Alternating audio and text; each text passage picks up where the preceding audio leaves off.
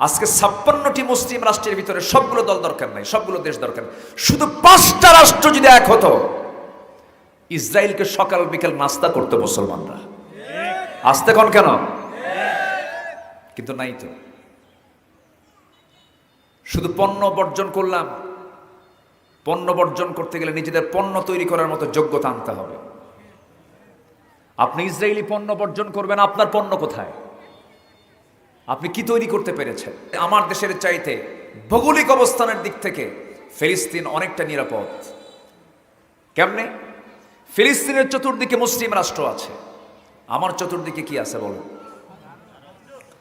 আমার চতুর্দিকে মুসলিম রাষ্ট্র এক একটা আছে। এই পড়ন্ত বিকেলে যারা উপস্থিত হয়েছেন, সর্বপ্রথম আমার পক্ষ থেকে আন্তরিক হৃদয় নিংড়ানো সালাম, আসসালামু আলাইকুম ওয়া রাহমাতুল্লাহি ওয়া বারাকাতুহু। সবাই কেমন আছেন? আমাকে প্রশ্ন করলেন। আল্লাহ তাআলা আমাকে আপনার মতোই আপনার সাথেই বসে রেখেছেন, বলি আলহামদুলিল্লাহ। আমার আওয়াজ কি সবাই শুনতে পাচ্ছেন? আওয়াজ সবার কানে কানে যাচ্ছে তো? আচ্ছা, সম্মানিত ভাইরা, একটা কোরআন শরীফ নেই, কোরআন শরীফটা নিয়ে আসেন, একটা কোরআন শরীফ নিয়ে আসেন। মহান রব্বুল আলামিনের শুকরিয়া যে আল্লাহ তাআলা আমাদেরকে সৃষ্টির সেরা করে পাঠিয়েছেন। আল্লাহ পাকের শুকরিয়া যে মহান রব্বুল আলামিন আমাদেরকে শ্রেষ্ঠ নবী উপহার দিয়েছেন। আল্লাহর শুকরিয়া যে আল্লাহ পাক আমাদেরকে শ্রেষ্ঠ একটা কিতাব উপহার দিয়েছেন। আমরা মানুষ হিসেবে শ্রেষ্ঠ, নবী পাওয়ার দিক থেকে আমরা শ্রেষ্ঠ, কিতাব পাওয়ার দিক থেকেও আমরা শ্রেষ্ঠ, উম্মতের দিক থেকেও কি আমরা শ্রেষ্ঠ? কেউ তো আলহামদুলিল্লাহ বললেন না। আমাদের সম্মান কি কম? এত সম্মানিত একটা জাতি আমরা, কিন্তু এই সম্মানিত জাতি, শ্রেষ্ঠ জাতি হওয়ার পরেও যদি প্রশ্ন করা হয় গোটা পৃথিবীতে এই মুহূর্তে সবচাইতে বড় নির্যাতিত, সবচাইতে বড় অত্যাচারিত, মজলুম যে জাতির নাম, সেই জাতির নাম কি বলেন তো? বলেন, সেই জাতির নাম কি? মুসলমান। তাহলে আমরা মানুষ শ্রেষ্ঠ, জাতি শ্রেষ্ঠ, কোরআন শ্রেষ্ঠ, আমাদের নবী শ্রেষ্ঠ, উম্মত শ্রেষ্ঠ, কিন্তু আজ মুসলমান গোটা পৃথিবীতে বড় অসহায় হয়ে আছে। আপনারা কতটুকু খেয়াল করছেন জানি না, প্রযুক্তির কল্যাণে আমরা সবকিছু এখন দেখতে পাই। ঠিক আমরা যদি এখন চলে যাই মুসলমানদের প্রথম কিবলা বাইতুল আকসার প্রতিবেশীর দিকে, যদি আমরা তাকাই, আমরা কি ভালো আছি? আসতে বলবেন না, ভালো আছি আমরা? ভালো নাই। কেন ভালো নাই? শুধু একটা জাতি 1947 সাল থেকে নিয়ে 2025 সাল আজ পর্যন্ত একটা জাতি দ্বিতীয় বিশ্বযুদ্ধে এডলফ হিটলার গ্যাস চেম্বারে তুলে 60 লক্ষ ইহুদিকে হত্যা করার পর, যে ইহুদির গোটা পৃথিবীতে থাকার জায়গা ছিল না, তাদেরকে অস্থায়ী হিসাবে ভাড়াটিয়ার মতো করে ওই সময় গোটা দুনিয়ার মোড়লরা, বিশ্বের মোড়লরা, মাতব্বররা এই গোটা পৃথিবী থেকে খুঁটে খুঁটে কিছু ইহুদি এনে ইসরায়েলে তারা বসতি স্থাপন করে, ভাড়াটিয়া। অথচ আজকে এই অবৈধ বসতি ইসরায়েলের ইহুদির বাচ্চারা ভাড়াটিয়া হয়ে আজকে বাড়ি দখল করে বসে আছে। আমি কি ভুল বলছি? শুধু এখানেই শেষ নয়, আজকে ইতিহাসের সবচেয়ে নিকৃষ্ট হামলা তারা করে ফেলেছে। ছোট্ট ছোট্ট বাচ্চাগুলো, প্রকৃতিতে তোমাদের এত খাবার দাবার থাকার পর আমাদের জন্য কোনো খাবার নিয়ে আসতেছে না, তোমাদের জন্য আমরা আদালতে, আখিরাতে, আল্লাহর আদালতে মামলা দিলাম। এই যে চরম একটা ক্রাইসিস মুহূর্ত গোটা পৃথিবী পার করছে, এটার মূল কারণ কিন্তু বেশি না, মূল কারণ কিন্তু একটাই, সেটা হলো আমরা গণতিতে 200 কোটি মুসলমান, আর ইহুদিরা মাত্র হলো 1 কোটি। কয় কোটি বলেন তো? 1 কোটি ইহুদিকে মোকাবেলা করার জন্য 200 কোটি মুসলমান যদি থুতু নিক্ষেপ করত, কোনো বাতিল টিকতে পারতো না, শুধু থুতু যদি নিক্ষেপ করত। 200 কোটি মুসলমান থাকার পরও 1 কোটি ইহুদি আজকে মুসলমানদেরকে পাখির বাচ্চার মতো গুলি করে হত্যা করতেছে। অথচ আমরা এই ব্যাপারে সম্পূর্ণ নিশ্চুপ, আমাদের কোনো আওয়াজ নাই। কোরআনকে প্রশ্ন করুন, কোরআন তুমি বলো তো এক্ষেত্রে আমাদের করণীয় কি? কোরআন কি পরামর্শ দিতে পারে না? যে শুনি কোরআন কি বলে, আমাদের কি কাজ এখন?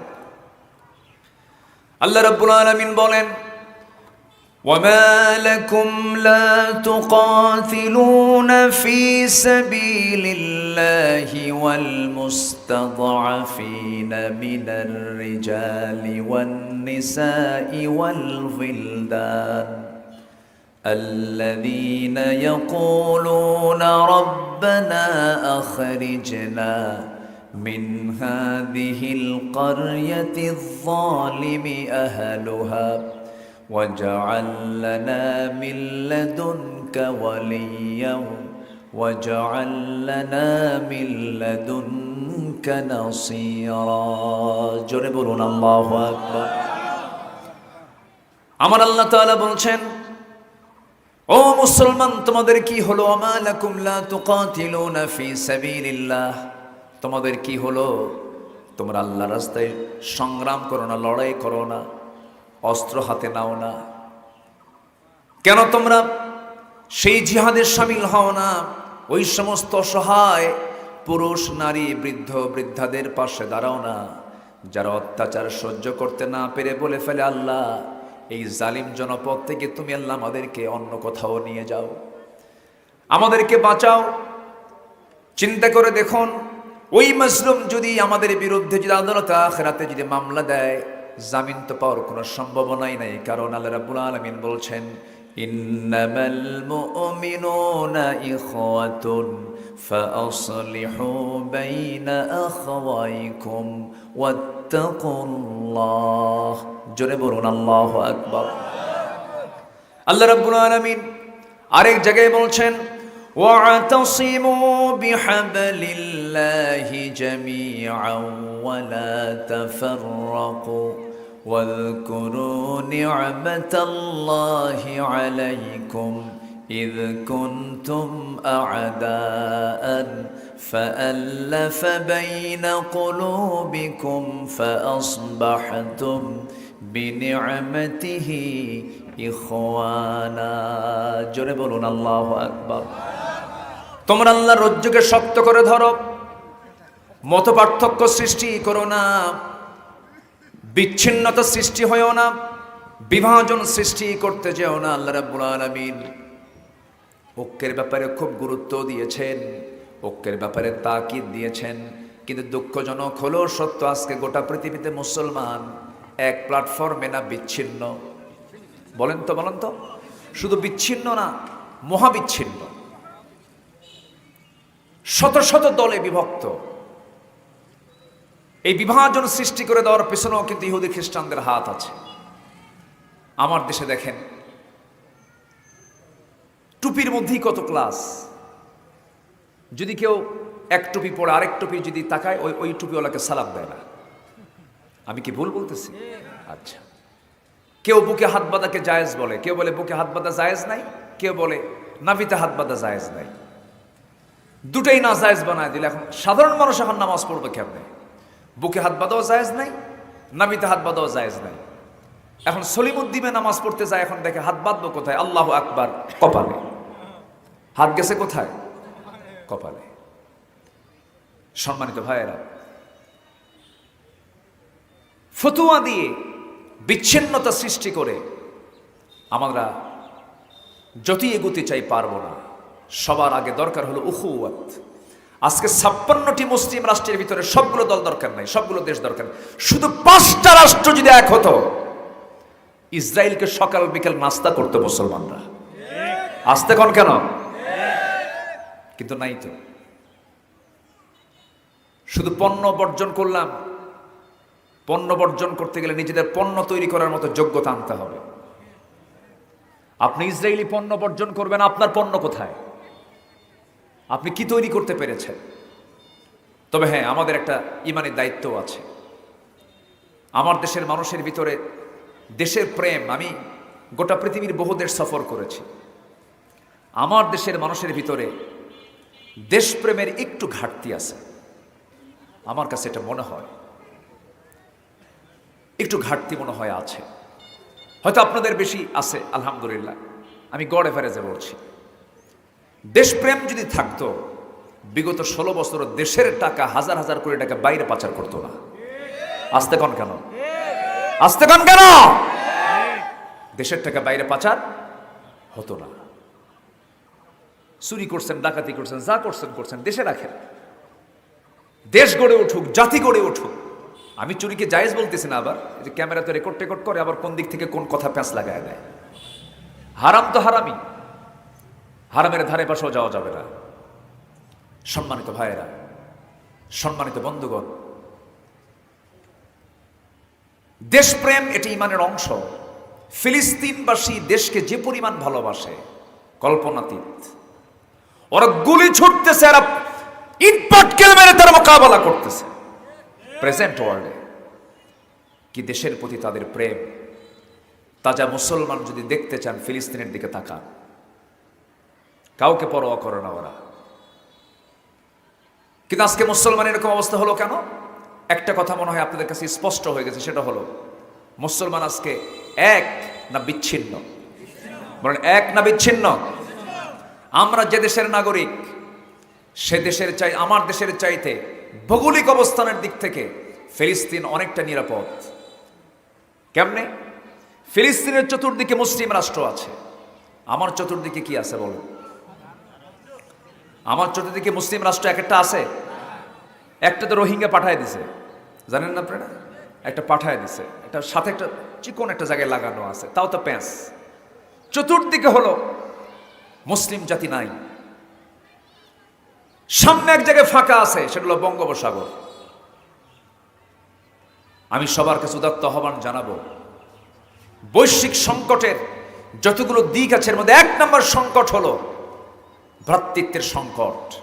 এই ভ্রাতৃত্বের সংকট দূর করে আমরা নামাজ যে শিক্ষা দেয়, কাঁধে কাঁধ মিলে কাতারে কাতারে সোজা হয়ে সামরিক বাহিনীর মতো যেমন আমরা একসঙ্গে রুকু সেজদা করি, নামাজ থেকে বের হয়েও ইসলামের সকল শত্রুর বিরুদ্ধে মোকাবেলায় ওই একই প্ল্যাটফর্ম থেকে একই চেতনা লালন করে ওই আল্লাহু আকবার নিয়ে বাতিল শক্তির মোকাবেলা করতে হবে মুসলমান।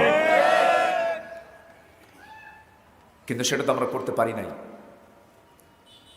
সম্মানিত বন্ধুগণ, আমাদের বিপ্লব কেমনে আসবে? আমাদের বিজয় কেমনে আসবে? আমরা তো ইসলাম থেকে বহুদূর, ইসলামের বিজয় আসবে কেমনে? আমরা তো ইসলামে নাই। আমি যদি এখানে প্রশ্ন করি, যারা এখানে বসে আছেন, মন খারাপ করা যাবে না, এটা জাতীয় সমস্যা, ব্যক্তিগত সমস্যা আছে। যদি বলি এখানে যে সমস্ত মুসলমান ভাইরা বসে আছেন, যদি প্রশ্ন করা হয় সবার কি কোরআন পড়া সহি আছে, সবাইকে বলতে পারবেন? কোরআন সহি করে পড়তে পারার সংখ্যা কি এখানে বেশি না কম? শুধু কম না অনেক কম? অনেক কম। শুধু এই প্রবলেম কি এই মাহফিলে না গোটা দেশে?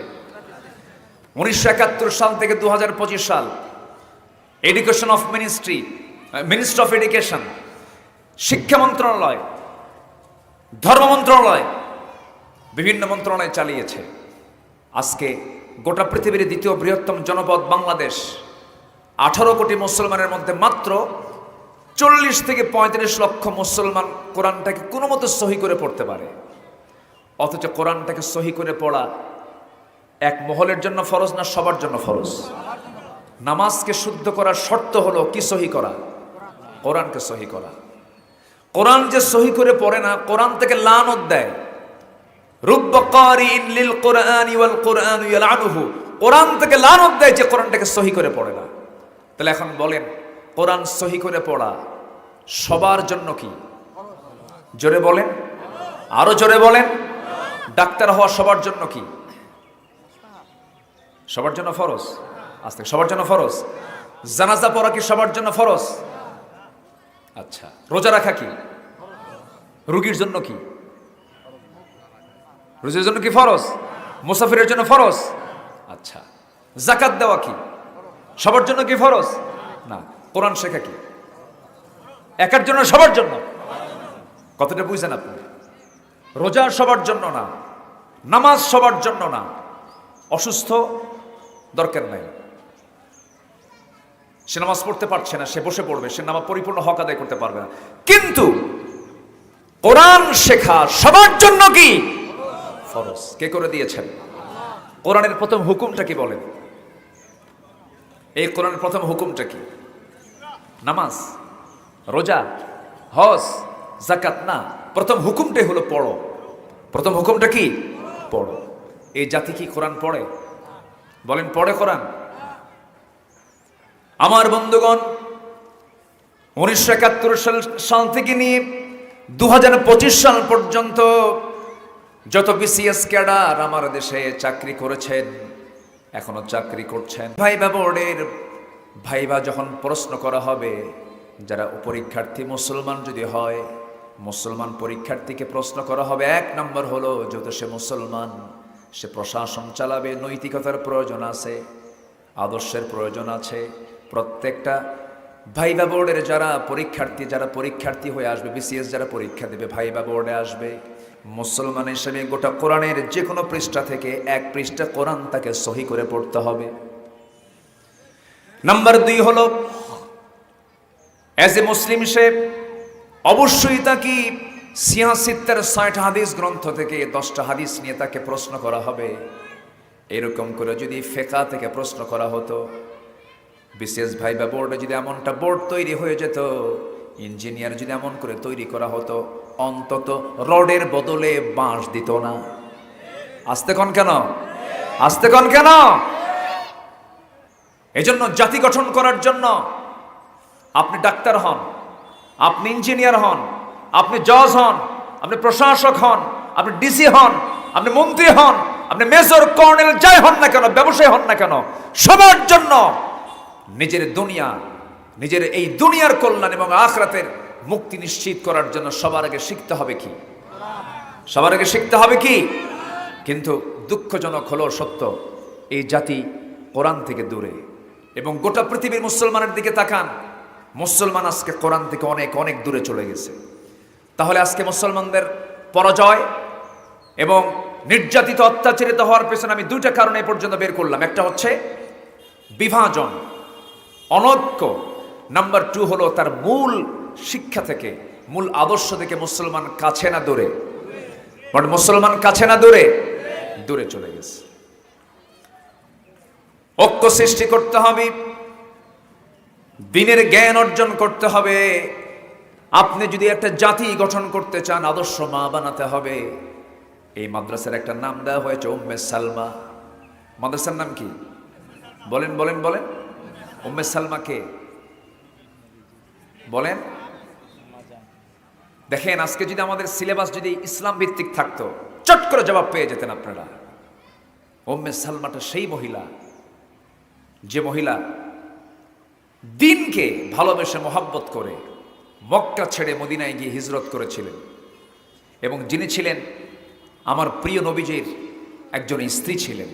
আলহামদুলিল্লাহ বলেন। অনেক দামি একজন নারী ছিলেন, অনেক লম্বা ইতিহাস তার আছে।